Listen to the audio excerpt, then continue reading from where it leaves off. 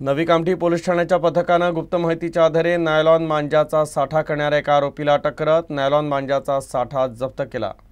कामठी शहरातील भरत टाउन परिसरात ही कारवाई करण्यात आली। तर आरोपीच्या नागपुरातील फरार साथीदाराचा पोलीस कसून शोध घेत आहेत। खबरांकडून मिळालेल्या माहितीनुसार पोलिसांनी भरत टाउन येथील एका घरावर धाड टाकली। या कारवाईत आरोपी महेश कैथवास याला ताब्यात घेण्यात आलं, तसंच त्याच्या घराची झडती घेण्यात आली।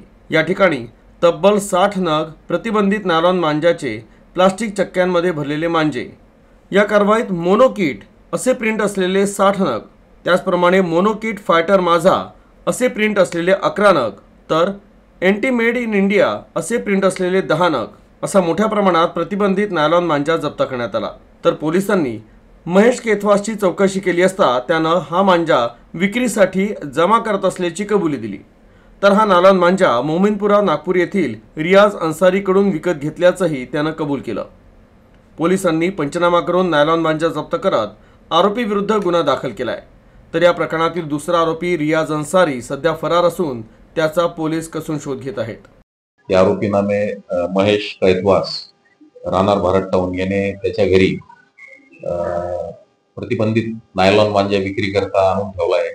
आगामी आता सण उत्सव संक्रांत येणार आहे, त्या अनुषंगाने त्याने आधी स्टॉक करून ठेवला होता।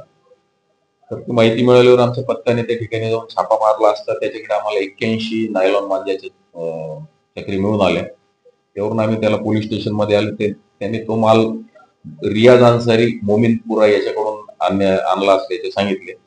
त्यावर आम्ही भारतीय न्याय संहिता आणि पर्यावरण संरक्षण अधिनियमाप्रमाणे गुन्हा दाखल केला।